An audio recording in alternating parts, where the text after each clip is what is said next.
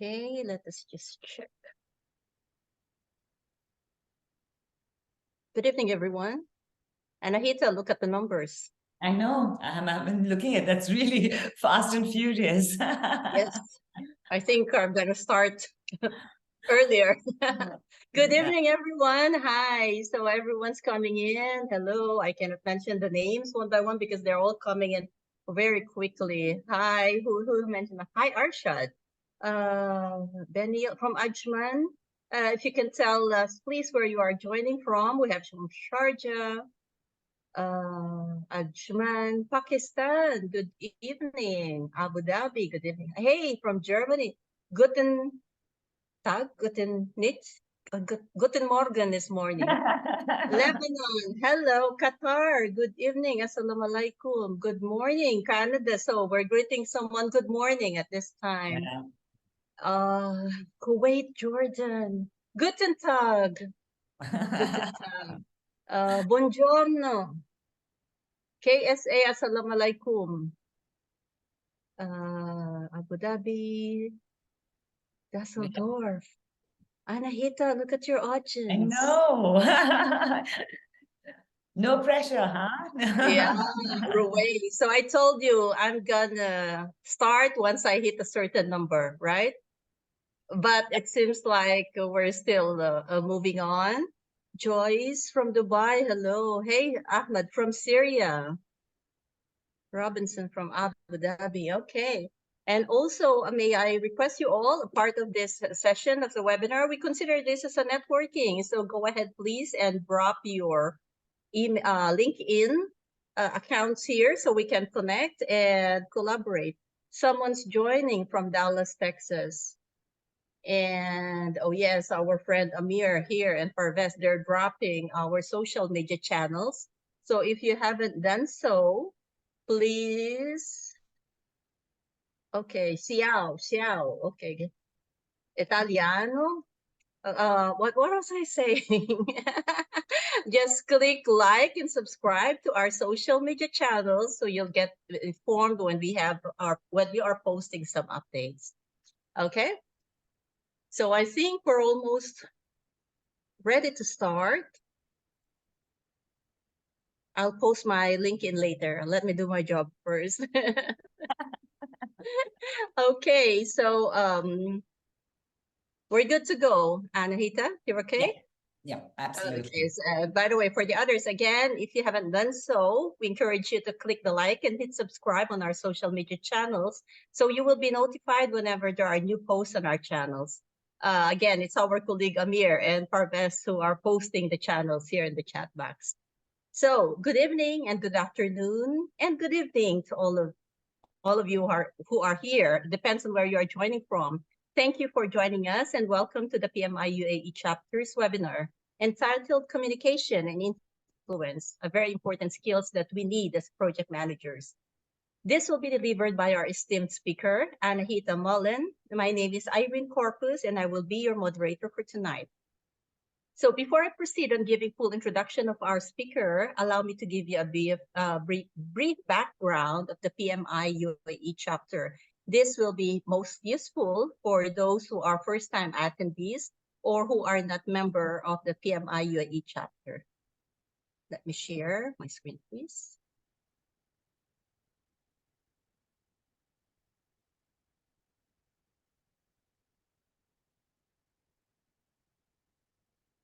Okay, so the PMI UAE chapter is moving. Yeah. So PMI was founded in 1969 by a group of working project managers. And after 50 years, PMI is still the source and resource for all things about project management. PMI offers training, accreditation. We have communities of practice like this PMI UAE chapter. It also publishes a lot of research and thought leadership and knowledge content. UAE chapter's vision is to empower and influence individuals with the innovative project economy principles to turn ideas into a reality. And our chapter mission is to disrupt and create value-driven opportunities to our chapter members and partners to become agile, innovative, productive in the platform for the growth of the project economy.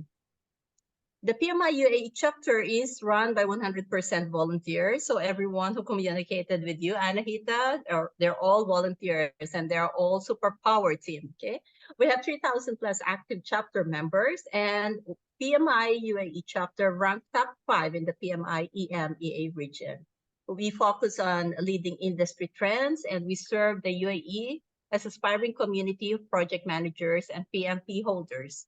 It depends on, we are all dependent on you, our chapter members and our volunteers, to make our chapter activities as interactive and as invigorating as possible.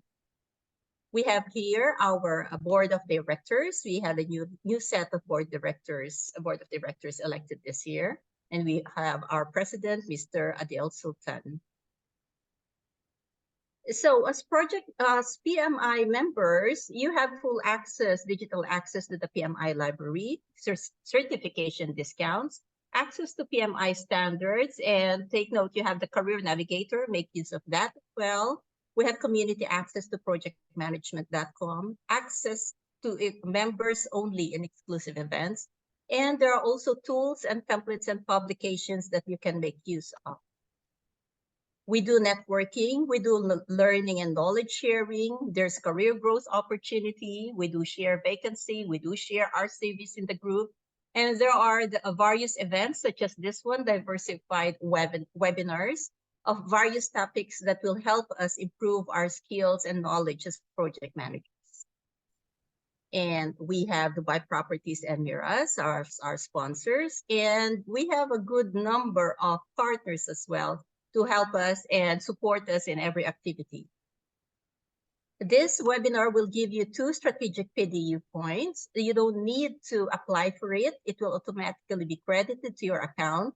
Give us until 4 or a maximum 8 weeks for the PDUs to be credited. And if not, please email us at info@pmiuae.org. But so far, I believe we don't have any backlog for the PDUs. Okay, now that's it for the PMI UAE chapter. We proceed to the webinar.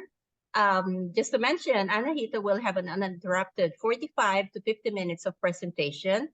While she delivers the webinar, we encourage you to please post your questions in the Q&A box, and we will give Anahita a heads up if we see more questions than the time would allow during the Q&A session.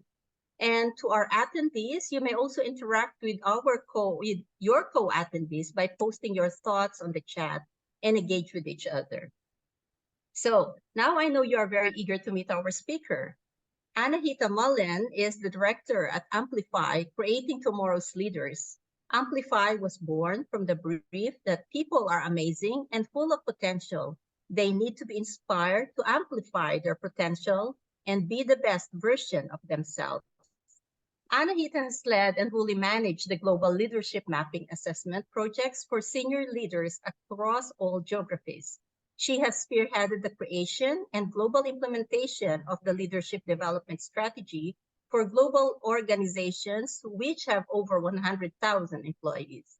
Over 20 years of experience in running assessment and development centers for all levels of leaders using a wide variety of assessment methodologies.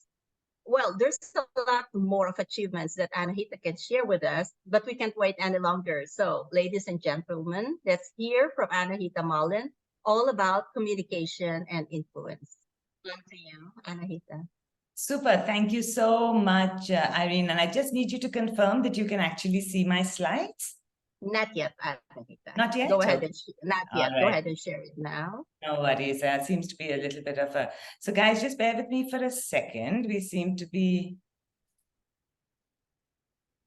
It's okay. Yeah, we see it now. Okay. It's now fantastic. Thank you so much. Yeah. On to you. Thank you. And thank you, Irene, for that amazing introduction, and a huge thank you to the PMI Super Team. And honestly, to all of our audience, I mean, we've got 140 people on call today. but I haven't seen people join as quickly as you guys have. So a huge thank you for that and for your enthusiasm. So today we're here to talk about communication and influence, and really the big question, for us to be answering and really thinking about. You're giving me 45 minutes of your time. I'm giving you 45 minutes-ish of my time. Why are we doing that? Why are we actually here, right? So it does raise the question that, one of the reasons why we're here is that there's many different statistics around this, but there are some statistics that suggest that, even as up to 70% of projects are not fully successful. Yeah. And we acknowledge and, completely appreciate that there's so many reasons why that is the case. However, we also must, as PMI members, as people that are involved in project management, we must ask, in terms of our role, is the ability of the project manager or the project sponsor or the project team members, with their ability to actually influence and communicate, make a difference to these outcomes. Yeah, so it's a question, certainly one for us to be thinking about. I've also put the little icon of the chat over there to say that whilst we may not be able to talk to one another, please do pop your comments into chat. I'm going to do my best to keep an eye on it. And through the session, I will be asking you questions and encouraging you to use the chat, yeah, which clearly you seem very comfortable doing, which is fantastic for me. Right. So moving on really quickly, some of the kind of sticking with the data for just a while. If you look on the screens in front of you, what you're going to see is primary causes for project failure. And once again, it does beg the question, are these failures around process or are these around people? So there's 10 factors that you'll see on the screen in front of you. And I think, it would suffice it to say that even, things like, a change in organizational priorities. Yes, there may be a change in organizational priorities, but how, as people, have we reacted to those changes? So, the whole human element in projects is something that I feel often is overlooked, and there may be an overemphasis on process rather than people. So let's see if we can turn that on its heads a little bit, okay? So here's a little bit of an activity for you, right? My instruction to you is just 3 words. The 3 words is read the color, and I'm going to put something up on the screen now here for you. Okay. Like I said earlier, we're not able to talk to one another, but chances are very, very high that even though the instruction was read the color, most of us would have read red, green, blue, yellow, green. So we would actually be reading the words rather than the color. Yeah.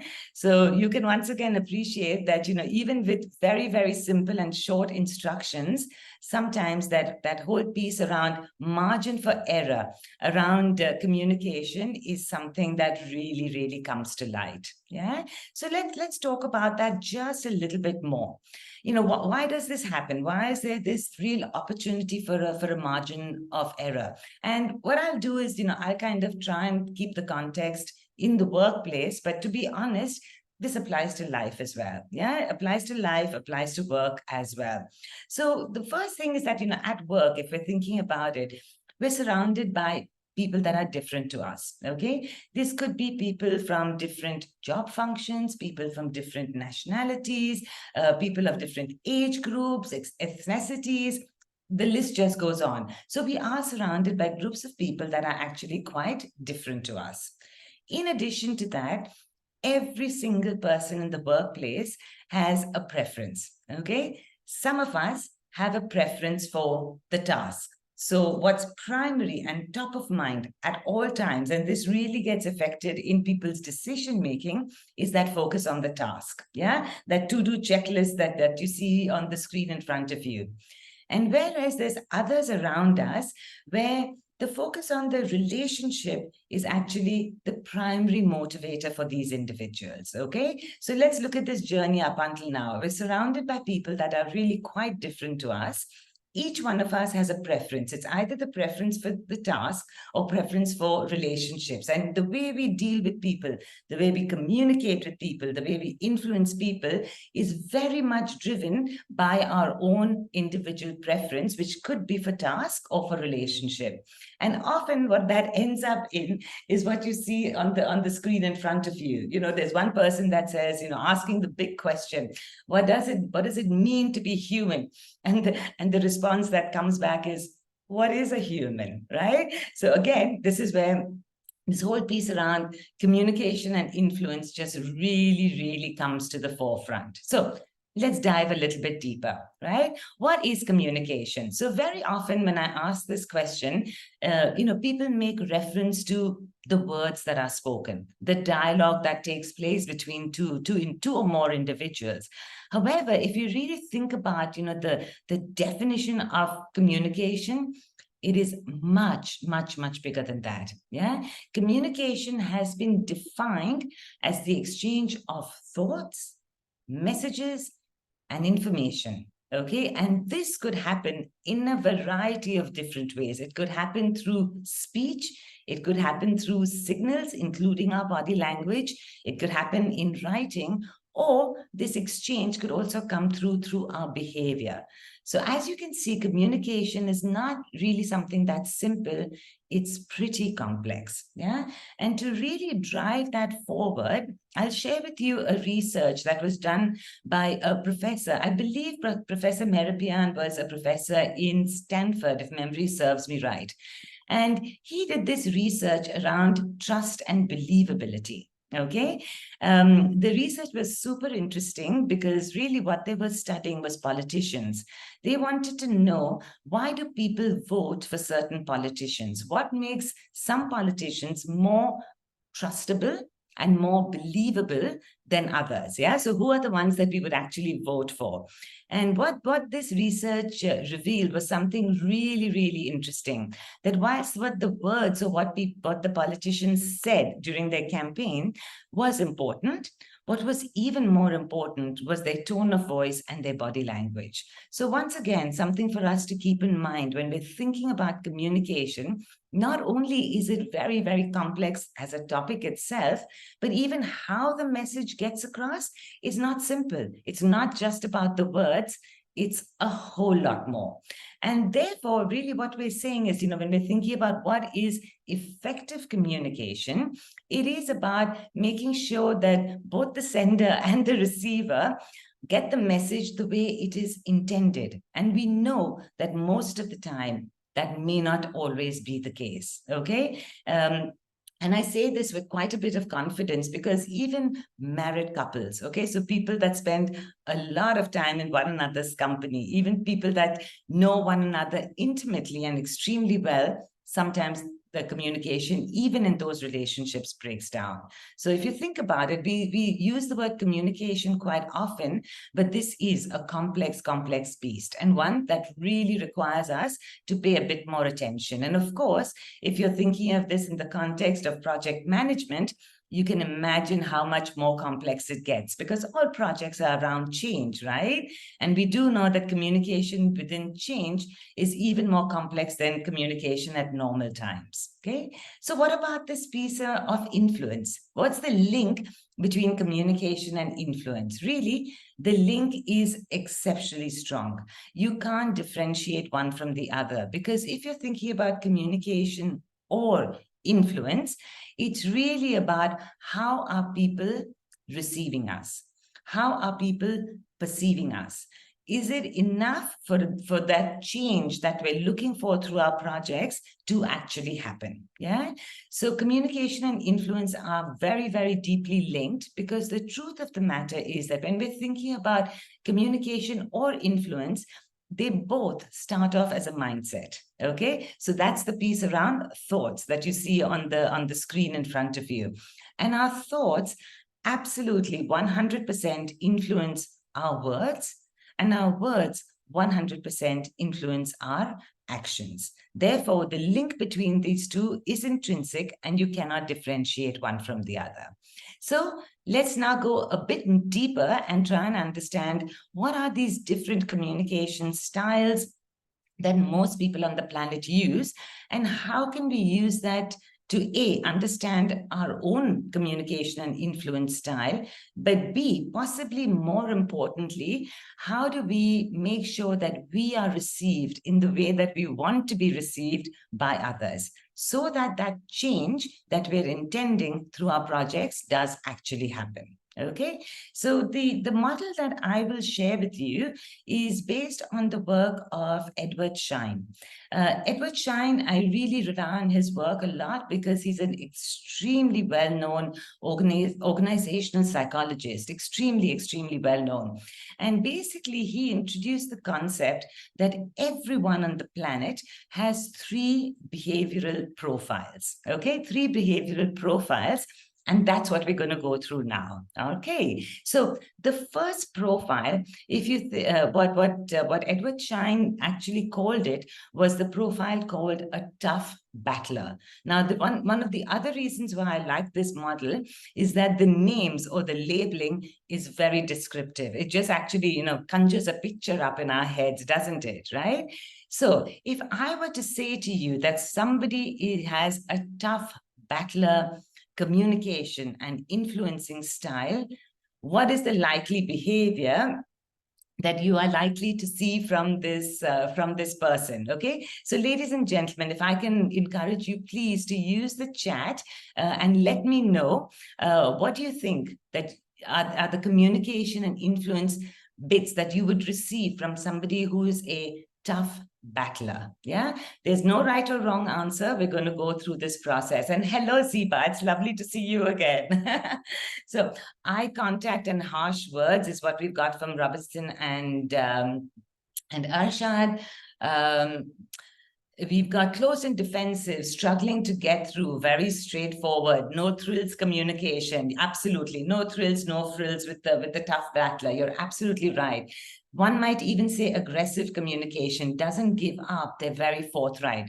So guys, you've absolutely nailed it, okay? You've absolutely nailed it. Now, if I have to make one criticism of Edward Schein's work over here, is when he says tough battler, sometimes it conjures up quite a negative picture in our mindset, right? However, you can be a very effective tough battler, an extremely effective tough battler, because remember, this is about direct communication. This is about a person who generally is quite quick in their decision making, and very often we need that in business. Yeah, we know that slow decision making can really paralyze our projects, right? So the quick decision making can be a real asset.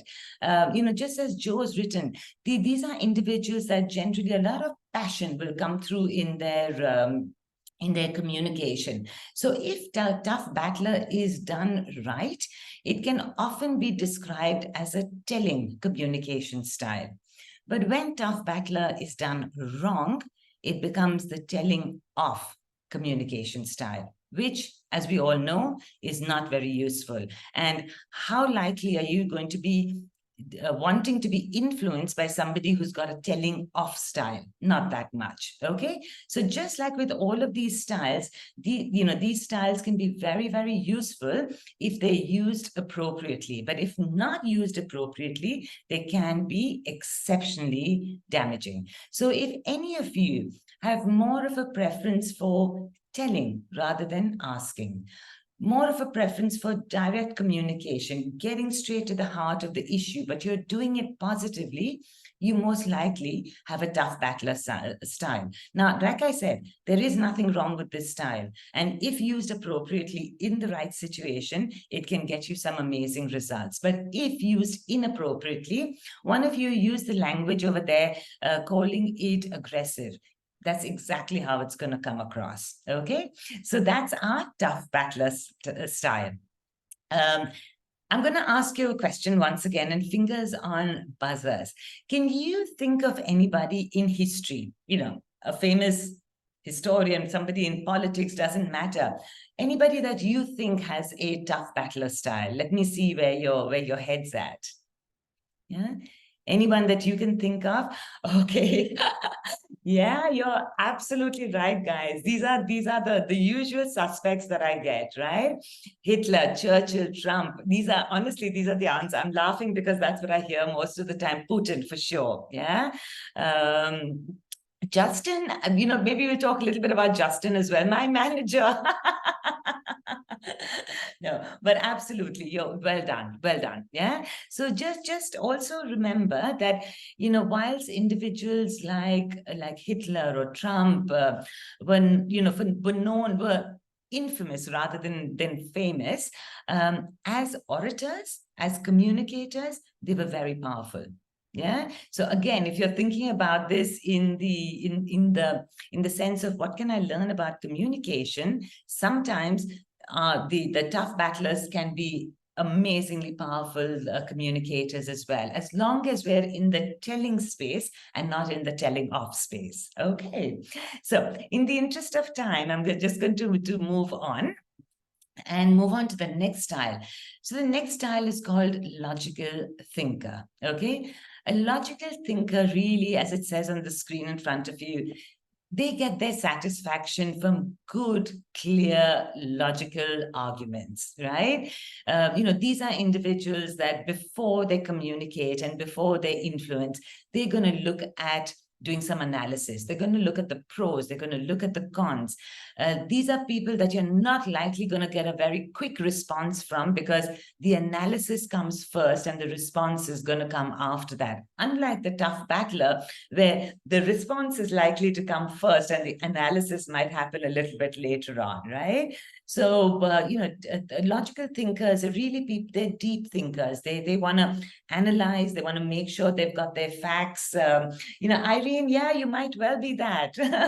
Just think about big decisions that you make, Irene, or how you manage to get your message across to people. If it's around, thinking stuff through and then doing it, you're most likely a logical thinker. Yeah.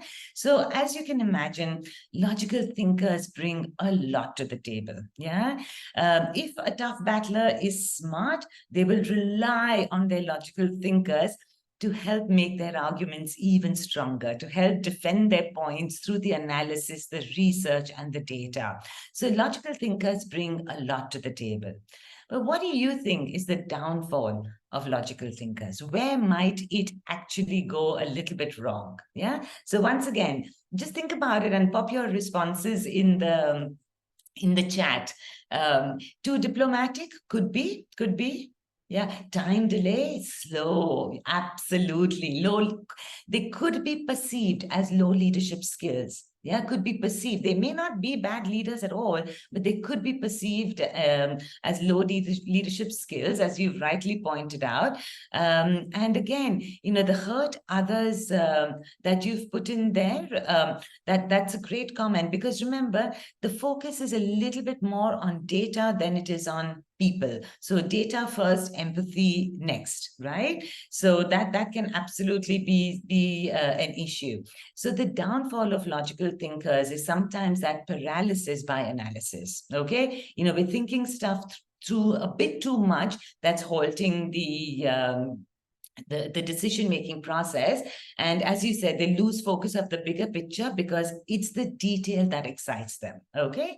So that's a piece around logical thinker. So you guys seem to be totally getting this. So we've got tough battler, we've got logical thinker. Again, your fingers on the keyboard. When you think of logical thinker, who's coming to your mind? Who's a famous person that comes to your mind when you think logical thinker? Elon, yes. Yeah. Yeah. Elon actually is quite a tricky one. IT people. Yeah, Elon's a tricky one because Elon actually sits quite a lot in tough battler as well, if you hear his communication. But in terms of thought process, definitely. Steve Jobs, Barack Obama, absolutely. Albert Einstein, those are individuals that you would absolutely say, yeah, logical thinkers. Yeah, so fantastic. Researchers, IT people, for those of you who wrote that, yep, you're spot on. Okay, those are our logical thinkers. So the last style is friendly helper. Okay. And, as the name suggests, as the picture there suggests in front of you, the friendly helpers really, their satisfaction is around maintaining harmony. It's about maintaining relationships. It's that empathy before data. Yeah, kind of almost the opposite of our logical thinkers, and even the opposite of our tough battlers. This is where, you know, the relationship comes before everything else. So really, the strength of this style is they see the human. Yeah. And we know that in organizations, in projects, in change, sometimes, you know, we don't see people enough. Yeah, we see numbers more, we see, you know, other factors a bit more, but these are the guys that really keep us true to having that empathy and kind of, you know, bringing the humanity into our projects and into our work, right? So again, if the friendly helper style is used effectively, it is incredibly powerful. Yeah, these would be, you know, people that you are very easily going to be inspired by. But what do you think is the downfall of this style if not used correctly, in terms of influencing, in terms of communicating? What do you think might be some of the shortfalls of a friendly helper style? So if somebody is using friendly helper, not appropriately, what do you think? They get taken for a ride, push over. Yeah, exactly. They get taken advantage of. Yeah. And again, if you're cannot make the hard decisions, yes, misusing their kindness, not using logic or data, absolutely. Yeah, spot on. Getting cheated easily, exactly right. Yeah. So you guys have this totally sorted. And again, you know, very often when I say to people, I say friendly helper, you know, humanity before data, who comes to your mind? And very often Mother Teresa. Exactly right, Jacob. That's the name that comes up most of the time. Yeah. So I think she is, you know, the person that really epitomizes this style when it's done well, because we know that she was a very strong leader, but at the same time, when you think empathy, that's the face that you see in front of you, right? Okay, so now just very quickly to make sure that we cement this learning, a quick quiz for you, okay? So put your answers in the chat, but we'll be going through this quite quickly, right? So what we're looking at the risk over here, okay? The risk is that a tough battler could see a friendly helper as, put your answers in chat. Tough battler sees a friendly helper as weak. Exactly. Weak and a pushover and loser. Exactly right. Well done. Yeah. A friendly helper sees a tough battler as? What do you think? Yeah, a bully. Exactly right. Yeah. So, you know, tough battlers can be quite scary for friendly helpers. Okay.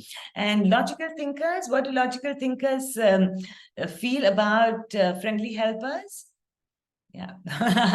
Brainless, they think they're fools. You're exactly right. Yeah. They think they're woolly, they're too fluffy. You know, where's the data? Yeah. Where are the numbers? Talk to me about the numbers. And the logical thinker sees a tough battler as being illogical. You know, you're just making these decisions, you're kind of going ahead, right? And the friendly helper sees a logical thinker as very cold, you know, yeah, absolutely hasty and impulsive as well. Good answers there. And a tough battler sees a logical thinker as boring. Yeah, you're going to put me to sleep. You're just talking about the details. So, ladies and gentlemen, whilst this has been fun to really understand this model and kind of get our heads behind it, it comes with its own set of advantages and disadvantages, right? Because we could make the assumption that the world's population kind of sits 1/3 in each of these styles, right? So if 1/3 of the world is likely to share a communication and influencing style that's the same as you, right on. That's really good news. But the not so good news is, what's the consequence of 2/3 of the world, 66% of the population having a style that's different to you? Yeah, that's pretty scary, right? So what we need to do is we need to flex, okay? And again, think about yourself as a project manager. How do we actually flex our style to make sure that we meet the style of the most important stakeholders. So here's what I want you to think about. If your most important, we'll talk about combinations, Iman. Yeah, we'll talk about combinations. Yeah. All right. So I'm going to make a note of that, Iman, so we come back to that. Okay. So just imagine for a second that your most important stakeholder, yeah, could even be your project sponsor for that matter, is a tough battler. What can we do to make sure that we are able to communicate effectively and influence tough battlers? Yeah, so how do we flex our style? How do we make sure that happens? So again, write me your suggestions in the chat box. Happy to hear that. How do you influence a tough battler stakeholder? Friendly helper plus data. Okay, very cool. Don't go against them. Yes, let them feel they've got the power. That's very important. Your communication needs to be very clear. No woolliness. Yeah, you need to be pretty direct, because remember, that's what gives them their energy. Be logical, but back your thoughts with proof and argument. Joe, you're right, but that would be probably a slightly better fit for our logical thinkers. Okay, but it would also work for your tough battlers. Clear instruction. Yeah. Show loyalty to this individual. Absolutely right. Absolutely. Be clear and explain. Yeah, exactly. Give evidence. Fantastic. Absolutely fantastic. Yeah. So respect their time. Remember, these are people that don't enjoy small talk very much. I mean, it's not to say that they're unfriendly. That's not it at all. But, remember, their focus is task. Getting the job done. So respect their time, stick to the facts, show your competence. That means a lot. They value competence. Yeah, they want that in themselves. They want that in you. Earn their trust. Let them actually have control, or let them at least feel that they have control, and focus on the big picture, results, efficiency. These are people that are not interested in detail. Okay. And I mean, aggressive, but in a good way, I would absolutely agree with you. Okay. So I would say probably more assertive than aggressive, but absolutely agree with that. And gaining their trust, Imad, as you've rightly said, is absolutely perfect. Right. Okay. Now, your most important stakeholders are logical thinker. Okay. What are you going to do to flex your style so that you appeal and get the outcomes that you want from a logical thinker? Show the numbers. Absolutely, Irene. You recognize this, Irene, because you're a logical thinker, right? Yeah, absolutely. Be patient with them. Talk about the facts. Provide data. Give them analysis, statistics. Absolutely. MVP, for sure, for sure, for sure. Yeah. Power BI, even better. Okay. I mean, these guys really would wait for that analysis that you could get for them. Yeah. And logic, and more logic. Okay. So, we say that the brain, we've got a left side and a right side. The right side is more artistic. The left side is more data analysis. These guys, their left side of their brain is an overdrive. Yeah, that's what gives them the energy. The ROI data, help them to speed up the decisions, give them the data that they need. Absolutely right. Okay, so take your time. Communicate factually and concisely. Yeah, talk numbers. That's what gives these guys energy. Don't pressure them for answer. Give them space. Allow them to analyze. Respect their process. Yeah, they do have a process. We have to respect it, and especially if you're a tough battler. Okay, you'll have to really, change that in you to respect the process of the logical thinker. Give them space and focus on the facts. Focus on the data and the facts. So absolutely right. Yeah, and you're right, Gagan. Being specific is very useful when we're thinking about logical thinkers as well, right? And what about friendly helper? And just so you know, sometimes people don't think of very senior leaders as friendly helper. Guys, that would be incorrect. That would be incorrect. There are many, many extremely successful and senior leaders who are friendly helpers. So if that was your stakeholder, how would you influence them, right? So, we said build a warm relationship. Yes, respect, loyalty, flexibility. Yeah. So it's not about the rigidity with that can come with our logical thinkers, for example, but making sure you're more flexible, giving proper updates. Absolutely, absolutely. Yeah. They're likely to be helpful. They can use their power properly if it's communicated well. You're exactly right. Yeah. Well done. Very, very good. So, going beyond the limits to support them, because that's what they would do and that's what they would value seeing in you doing as well, right? And engage them at every step. They would welcome being engaged at every step, unlike possibly a logical thinker who might want their space. Yeah. So, approach conflict very diplomatically, because these guys are uncomfortable around conflict. Very, very uncomfortable around conflict. Consider their perspective and show them, absolutely overtly show them that you're considering their perspective. Draw out their opinion, because remember, they feel their opinion matters, but at the same time, they also feel your opinion matters. So, make sure that you're getting their opinion. Handle problems in private. Yeah. So again, if there's some bad news, if there's an issue, you're not going to have this as a public conversation. It's going to be something that you would have in private. Always be courteous and polite, and focus on the human side. Yeah. So these would be people that you would talk about process and people. Yeah. That is what will help them with their decision making process. So I'm going to answer a couple of questions that have come up here. So the first one I'm going to answer is, I think it was Emad who asked about a combination, right? Now, it can happen that sometimes you have people that when we can do an analysis around this, so you can complete a questionnaire and we can do an analysis around this. And some people actually come out as what is called a hub. And hub means I don't have any one prominent style. All three, I use bits and pieces. Okay. Now, the good news is that hubs can flex a lot. The not so good news is that people don't know how to receive hubs, because today you're a friendly helper.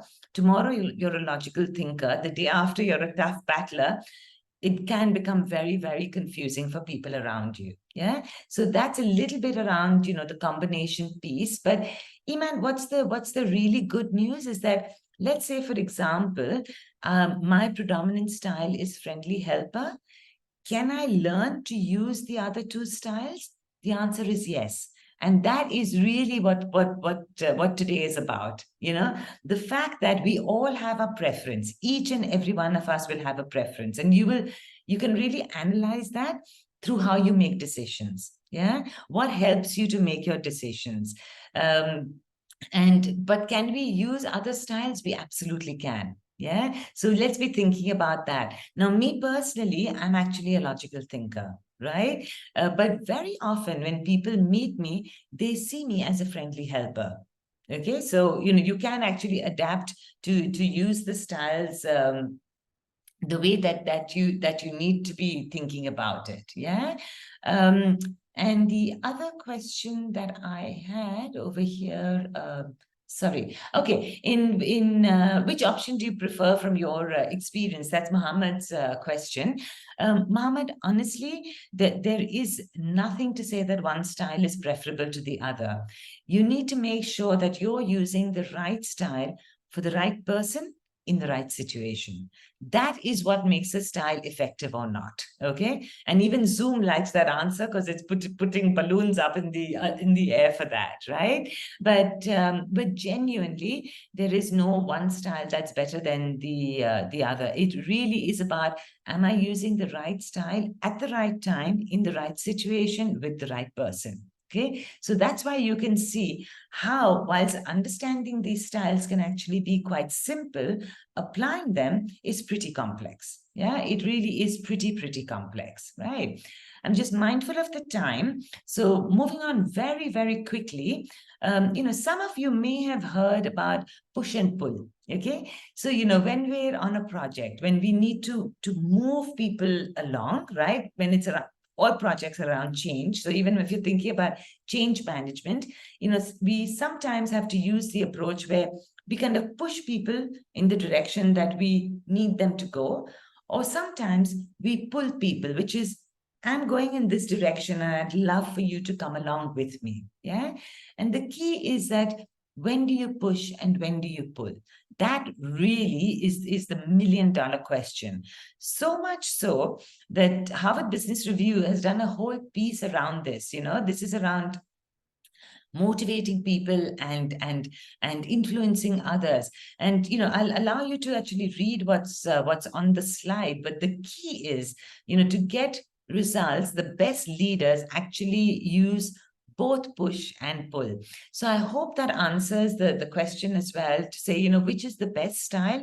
The truth of the matter is we actually need a combination. Yeah, if we can combine the right style in the right proportions at the right time, that is what leadership is really all about. Yeah. So, as you can see, it says over here, when you see that a task needs to be accomplished by your team, do you push them to get it done, or do you pull them, giving them a say in what the solution needs to look like? And the truth of the matter is that we need to use both approaches. If we never give people a say in the matter, over time, you're only going to have compliance. You're never going to have commitment. At the same time, not every decision can be up for consensus, right? So which decisions are good for consensus and which decisions are ones that we might just need to, take the bull by the horns, as it were, is the piece to think about. So there is no straightforward answer around any of these, okay? However, if you're thinking about now push and pull and our three profiles that we spoke about, the tough battlers tend to have a preference for push. Yeah, our logical thinkers sit between the two styles, whereas our friendly helpers, really, they're amazing. Their magic, their superpower is to be able to pull people along with them. Yeah. So, ladies and gentlemen, I want to leave you with kind of three key actions or three thoughts for you to be thinking about, right? So the first one would be choose a communication and influencing style, not one that is just your preference, but one that actually matches your stakeholder. And that could be your stakeholder in a project, or it could be your team member. Okay, so whoever's the person in front of you that deserves that attention at the time. Flex, use a range of style. If you're spending too much time in one space, you're probably not helping yourself very much. And last but not least is get feedback from others to actually help you improve and be better when it comes to our communication and influence. So in terms of material, Irene, that's all I have for today, but I am super looking forward to the questions because I think you've been amazing as an audience. So I'm actually going to stop sharing, guys, and Please. yeah, there we go. Yeah, so we can see you in the theme screen. Okay, this is really an amazing webinar, Anahita. We really appreciate it. First of all, we'd like to thank you for giving us your 1 hour, not 45 minutes, more than that, actually. And you were with us at the backstage earlier. You started actually by saying that different people have different preferences, either in communication style or in the way they are dealing with other people towards them. Just to let you know that I counted based on the chat 2, 4, 6, 8, 10, 12, 14, 16, 18. What do you call this? People are joining from 18 different locations. Okay, that's Qatar, that's all UAE, Pakistan, Germany, Beirut, Bahrain, Canada, Jordan, Kuwait, and many more. Okay, so we have different people from different environment and different preferences. And we also have a lot of questions, to be honest. That's why we have to start early. Okay, so causes, there's one here from Hidayat. Causes of project failure percentages are adding up to 274%. Can you clarify a bit? I think this was the very first question on the first 2 minutes that you started the webinar. Okay, so just with project, look, different sources have different data, right? So I have read one McKinsey report that says that if you're thinking about project success as zero creep, on time, on budget, of all the projects that McKinsey looked at in that study, only 7% were successful. Right. So there's another piece of data that I looked at for, when I was researching this session, which said about 70% of projects are unsuccessful. And again, it depends on how you define success, right? So the key is not what the number is, ultimately that doesn't matter all that much. I think the key is to understand and appreciate, why does this happen? And there's many factors that contribute to projects not having zero creep, in budget, on time. There's many factors that affect that. But a lot of those are not process related, and they are people related. So as project managers, should we be thinking about this more seriously? Should we be thinking about how we communicate? How are we getting the job done? Are we pushing people when we need to push? Are we pulling people when we need to pull? Which decisions are up for consensus and which decisions aren't? Because that's the sweet spot when you're thinking about communication and influence. So ultimately, the number to me is, I think, just to know that we could have more successful projects. That's where the numbers become useful.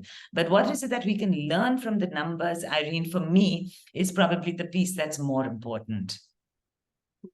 Yeah, and does it also link now that communication is also closely related to the leadership style? Given Totally. that, no? Totally. Yeah, so this is a note from Muthu, actually. Thank you, Muthu.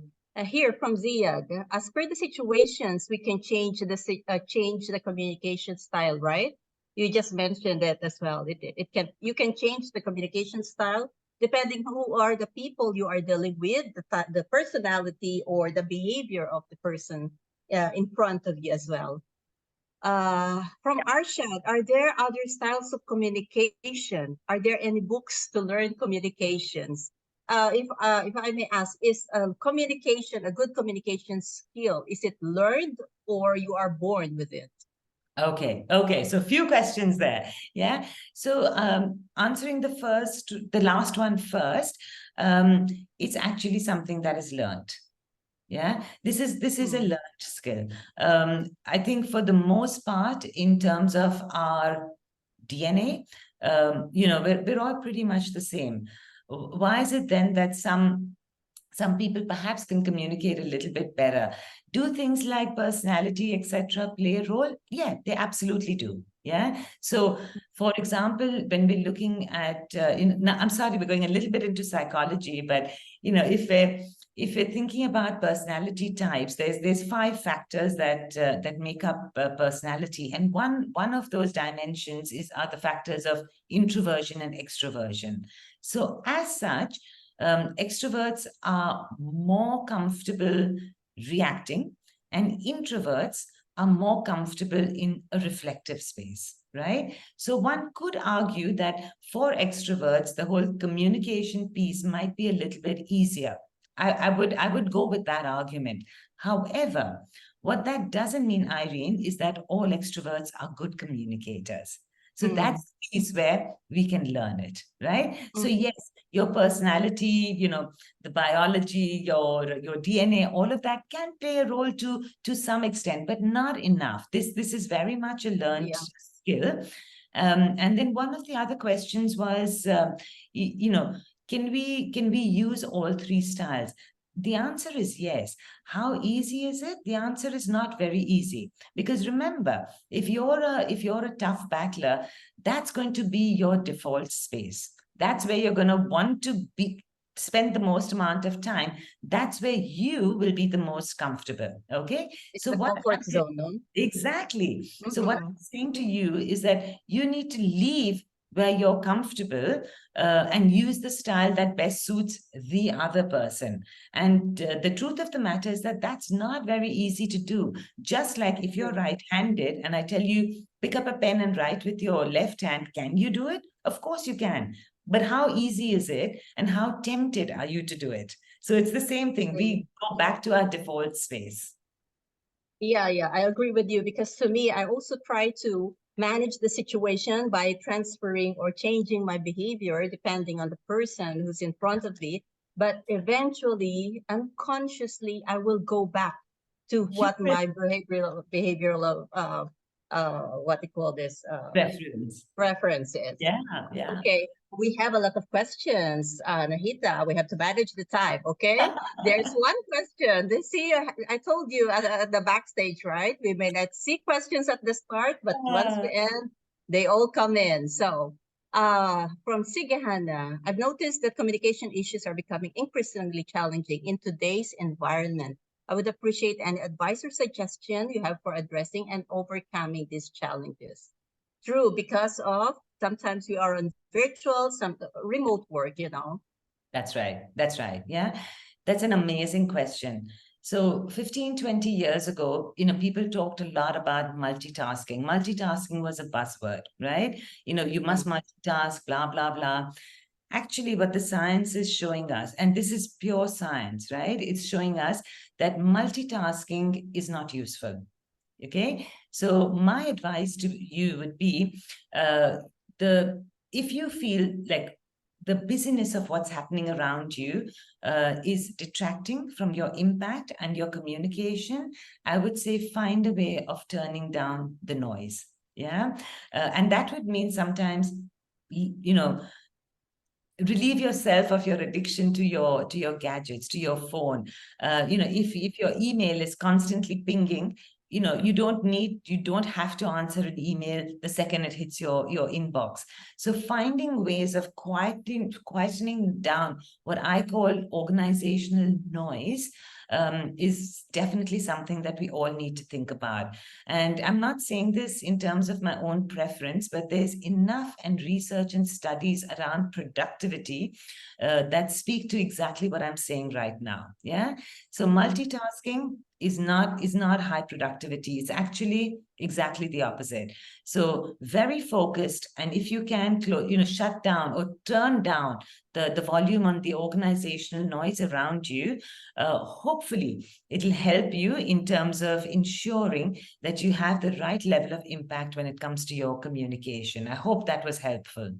Yeah, and in fact, if the noise in the organization is that loud, even after working hours, the emails are coming in, they're not telling you to answer, actually. Yeah. If it is urgent, I believe they will call. So this is my personal principle, actually. And in fact, I have learned to discipline myself. Perhaps it's for us as well to discipline ourselves, to put this work behind once we leave the office. I know it's not easy. It was difficult for me as well, coming from an Sorry, IT 24 by 7. I've lost you. I can see you, but I can't hear you. So give me a second. I think it should come back. You're back. You're back. Okay, I'm back. Yeah. So I was saying is coming from an IT 24 by 7 support before, it was difficult for me to say once I leave the office, that's it. Because my work now is different, but it's really a challenging one. But it's within us to control it. Absolutely. Okay, super boss is not cooperative. How to make him understand? This is from Benil. Yeah. Super boss. Super boss is not cooperative. Yes, how to make him understand. Yeah. I mean, look, the first thing we need to acknowledge that we may never make him or her understand, right? We have to acknowledge that, because remember, you're 50%, the other 50% is the other individual. But what I would suggest is that if a style that you're using right now is not giving you the level of success that you want to see, you may want to think about using another style. Right. And the big question would be, think about what would they want to see. So if you remember those three slides that I shared, if your stakeholder is a tough battler or a logical thinker or a friendly helper, what would work to actually help move the needle for them? Right? Because again, most of us come at, this is how I come across. But maybe what we need to start thinking about is, rather than how do I come across, what will work better for that person? What are they willing to receive? And, honestly, I wish you all the very best to say, try something different, but try what you think will work for them rather than what works for you. Yeah, it's actually a follow-up to Benil, is that how will he manage conflict if mutual agreement fails? So just as you mentioned, try something that will work for them, no? Okay, thank you for that question, Bernil. And Adash, basically, this style is closely related to individual personality. How are they effective in adjusting the situation? Like stakeholder demands a free-thinking logic person to become a hard battler and vice versa. Do they Yeah. need training or special sessions? Anahita? Absolutely. And I'd be very, very happy to help. But Adarsh, your question is a very, very, very useful one. Because what we're talking about is two aspects. We're talking about personality and behavior, right? So Mhm. personality is your personality, okay? And it is not really likely to change. However, the really good news is that we can change our behavior. Okay, so our personality states. So again, using the introvert extrovert examples, an introvert will always stay an introvert and an extrovert will always stay an extrovert. However, can an introvert learn extrovert behavior? Absolutely, they can. And can an extrovert learn introverted behaviors? Yes, they can. That's the really good news. Yeah. So I spent a huge amount of my career in, I'm going to aviation / hospitality. And do you know that we actually on the planet, we have more introverts than we do extroverts. That's the data. There's more introverts than extroverts, right? So really, whoever you see in the service industry, you are seeing more than 50% of those people are introverts, but the behavior that they display is very extroverted behavior. Hello, lovely, nice to meet you, nice to see you. Yeah, that's very extroverted behavior, but the person who's saying it could very well be an introvert. In fact, the chances are statistically they're more likely to be an introvert than an extrovert. So Yeah, others can change our behavior. So it's mhm. not a problem. It's very doable. Okay, Yeah, not easy, but yeah, doable.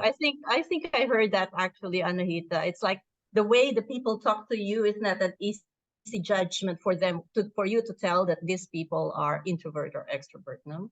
Yeah. And thank you for that question. I have Muhammad here. Can your position or designation require you to change your style, or should you keep your natural style in any case? Yeah. So great question. So this is the battle between position, power, and authenticity, right?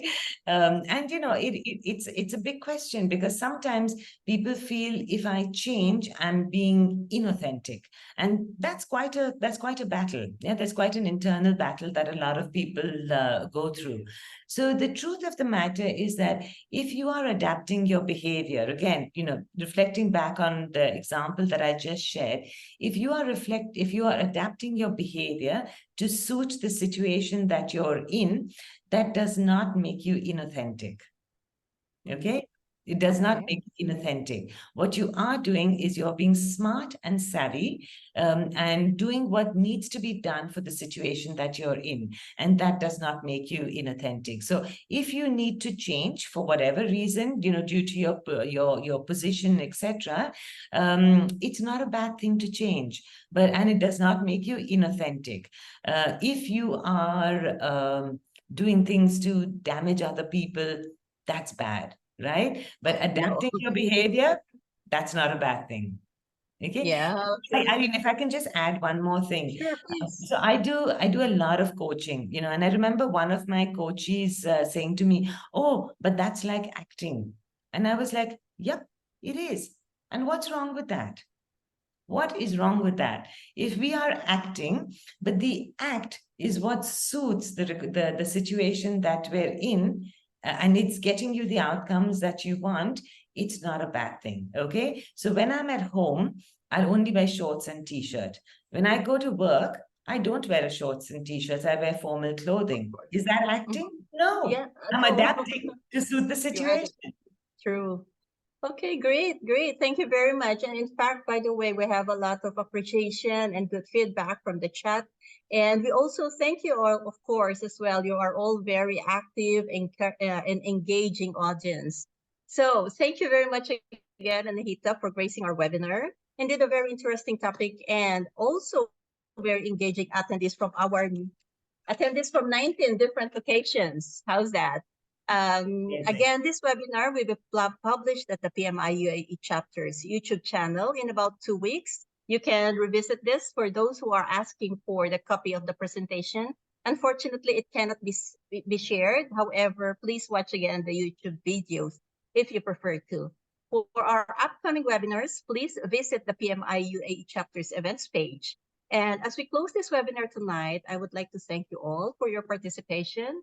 As always, the success of every PMI UAE chapter event, whether virtual or face-to-face, is through the collaboration of all the volunteering teams.